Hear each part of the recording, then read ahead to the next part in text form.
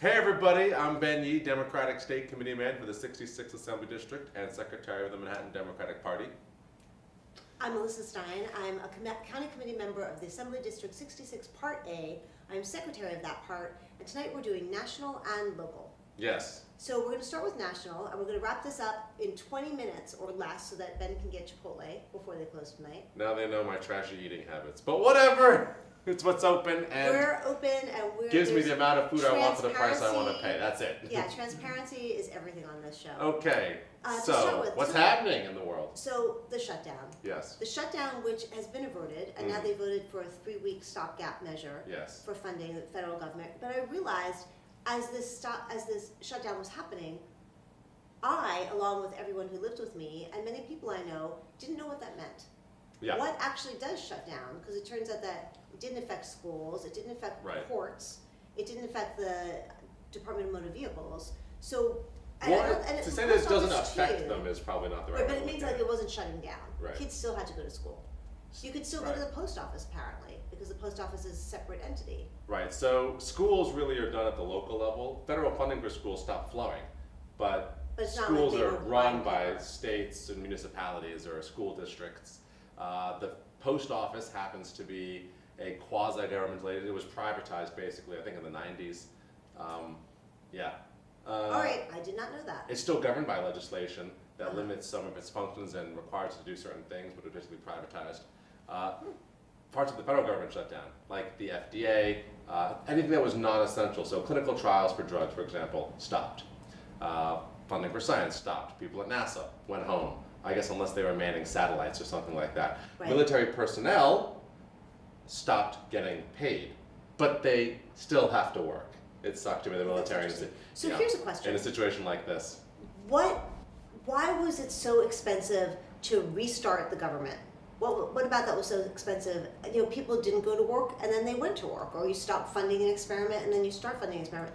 What was that great expense that people were so worried about? Well, actually, that starting an experiment and then stopping an experiment is a great example. Let's imagine you've got something that you're trying to accomplish, Right. and there's a deadline on it. For example, your experiment will go bad if you don't finish it in a certain timeline, and then you've started this whole thing. You're doing a clinical trial.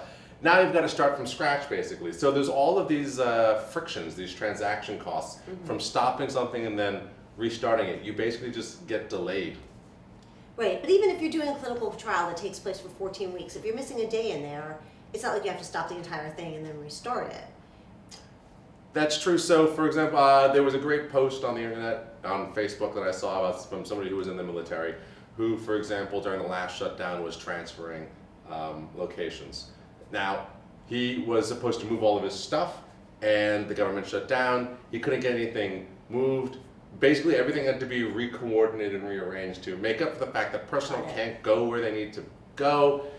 You know, if you're like sending jets somewhere and they're not, and nobody flies them there for the time they're supposed to be there originally, everybody's schedule gets put. It's a logistical nightmare. Perhaps a It's a reasonable big system. analogy would be when a major snowstorm comes and throws off the airline industry. Yeah. So everything stops for a while and nothing happens, and then it's absolute total chaos trying to get things started again. Exactly. So out of that silence, suddenly you have to reschedule, and people need to be in hotels, and you have to pay those expenses. So it's a little bit something like that, Right. where something comes to a grinding halt, and then to get it back to flowing the way it's supposed to, Takes time and add money. cost and time. Well, Right. yeah, that costs, I suppose. So quickly on that, Chuck Schumer agreed Yeah. to this stopgap. Yes. Some people are happy, some people are pissed. What's Yeah. the story? So this, honestly, I think is really interesting. I would call it almost like the real politics of symbology.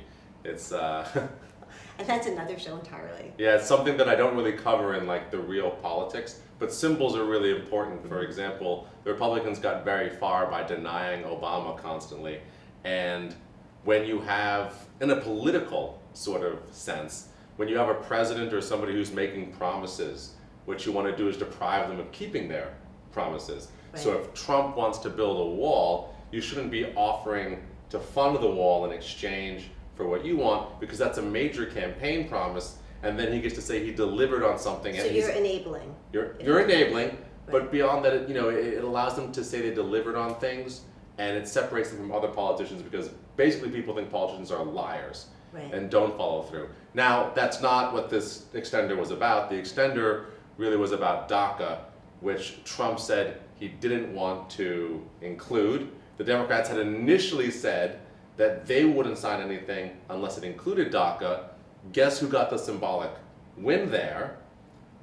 The Democrats ended up extending this thing, and in exchange they got CHIP, which is Child Health millions Insurance of Program. children are now insured, which is Right, for wonderful. years. Yeah, And this 6 is years, I believe. 6 years, correct. Now that's a long time, especially in political terms. Of course. You know, although to be fair, they could always go back and Take cut it that away. out of the budget Right. at another time. But at least those poor children are For the not going to moment. get health care for the moment. But at the end of the day, people are pissed because the Democrats caved, and they